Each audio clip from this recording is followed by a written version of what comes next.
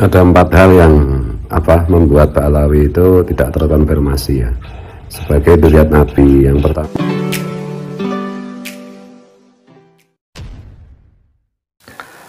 Assalamualaikum warahmatullahi wabarakatuh. Jumpa lagi dengan saya di channel Gagasan Progresif 79. Sahabat sebangsa dan setanah di mana saja Anda berada. Kembali kita akan mengulas ya isu masalah habaib. Dan kali ini ada video dari Gus Fuad Pleret yang cukup menarik untuk kemudian kita ketengahkan, di mana Gus Fuad ini mengulas ya setidaknya ada 4 alasan ya, di mana nasabah Alawi ini memang mengalami masalah terkait dengan ya klaim sebagai zuriat Nabi. Setidaknya 4 alasan ini oleh Gus Fuad Pleret ya menjadi sebuah dasar bahwa hingga hari ini memang ya apa yang menjadi pertanyaan kunci khususnya dari tesis Kiai Imaduddin Usman itu kemudian belum bisa dijawab secara tuntas utuh oleh kalangan para habaib.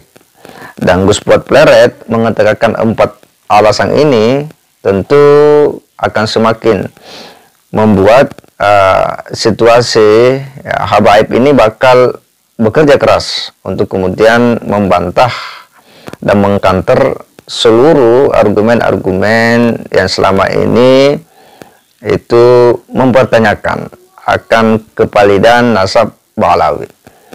Di antara argumen yang dibangun atau pertanyaan alasan Gus Fuad Pleret ini pertama adalah terkait dengan ya soal ya nasab Alawi dalam kajian kitab-kitab nasab yang ini menurutnya memang belum bisa terjawab secara tuntas. Yang kedua dari aspek DNA ya, DNA juga ini masih menjadi sebuah pertanyaan besar karena hingga hari ini memang apa yang menjadi tuntutan dari sebagian kalangan agar para habaib yang sering ngaku-ngaku ini itu mau melakukan tes DNA, tetapi juga belum. Kemudian dari aspek kesejarahan ya, dari kajian-kajian sejarah juga ini masih ya menimbulkan hal yang belum terkonfirmasi dengan runut ya. Dan ini memang menjadi PR besar bagi kalangan habaib untuk kemudian menjelaskan ke publik sesuai dengan referensi dan kajian sejarah yang mereka miliki untuk membantah apa yang selama ini menjadi pertanyaan dari sebagian kalangan. Kemudian yang keempat adalah soal perilaku. Memang ada beberapa hal yang menurut kita ini cukup menggelitik dari sebagian perilaku oknum-oknum habaib yang berbeda dengan ajaran-ajaran yang sering kita dapat di madrasah ataupun di pesantren. Tetapi itu oknum-oknum habaib yang memang kadang dalam menyajikan sebuah ceramah itu betul-betul berbeda dengan apa yang dicontohkan oleh Rasulullah dan para ulama-ulama kita, dengan berdakwah yang santun, yang sopan, tidak mengeluarkan bahasa-bahasa yang kemudian tidak etis, apalagi misalnya memaki, menghujat. Nah, ini kan sebuah perilaku yang kemudian mengundang tanda tanya. Nah, seperti apa ulasan lengkap dari Gus Fuad Pleret? Mari kita simak sama-sama. ada 4 hal yang membuat Pak Alawi itu tidak terkonfirmasi ya sebagai zuriat Nabi. Yang pertama dari tinjauan kitab-kitab nasab dengan tesisnya Kiai Imaduddin, ternyata Pak Alawi itu tidak tersambung ke Rasulullah. Yang kedua dari segi hasil tes DNA yang sering disampaikan oleh Gus Fakih Wiradiningrat dengan sampel Najwa Shihab, ternyata juga tidak punya DNA Quraisy.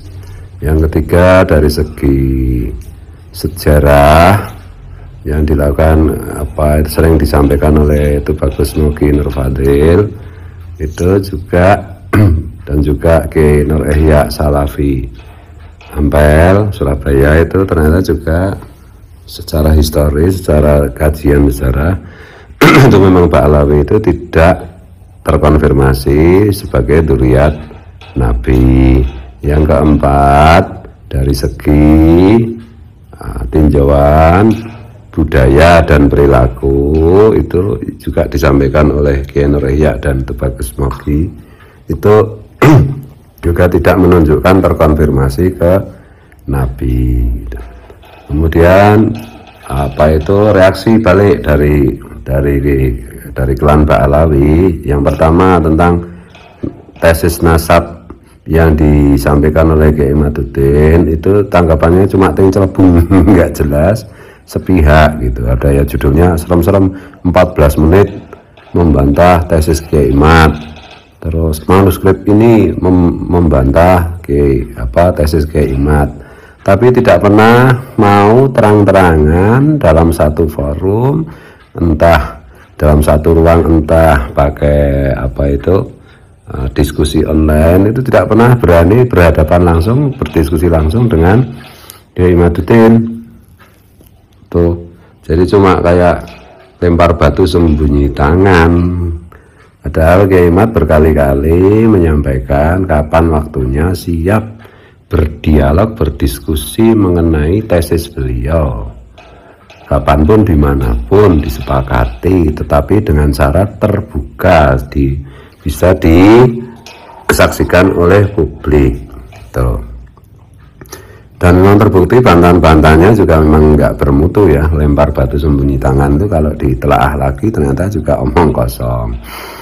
Yang berikutnya mengenai tes DNA, itu yang disampaikan oleh Gus Fakih Wirohadiningrat, Gus Fakih dan yang lain termasuk saya juga berkali-kali mengajak, ayo sama-sama tes DNA. Saya sendiri sudah tes DNA, tapi pihak Ba'alawi nggak ada yang berani.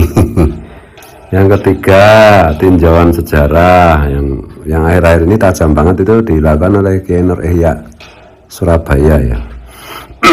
Dan juga Tubagus Moki itu juga nggak ada bantahan yang menurut saya dan menurut publik itu, menurut akal sehat itu masuk Pak Eko, nggak ada.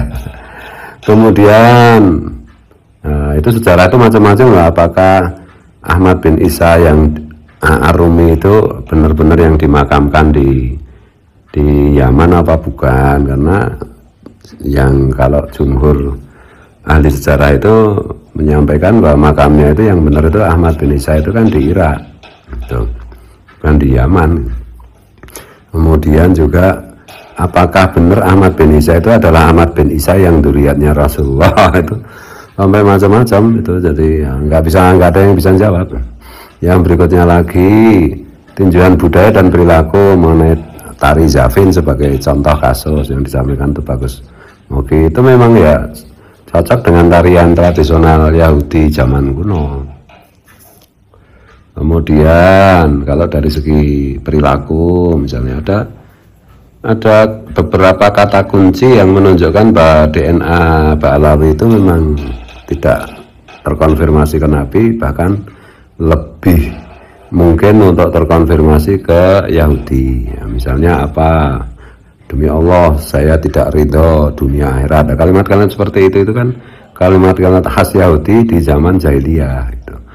Kemudian misalnya kalau dicocoki, diunggul-unggulkan gitu, misalnya lagi cocok dengan saya, maka saya dianggap wali kutub. Tapi kalau nggak cocok, lagi sekarang nggak cocok dengan saya dianggap tai, bukan wali itu. Dan apalagi ya, teknik adu domba dan yang lain-lain itu. Jadi pada intinya semua persoalan ini tetap aja tidak membuat Ba'alawi itu terkonfirmasi ke Nabi gitu.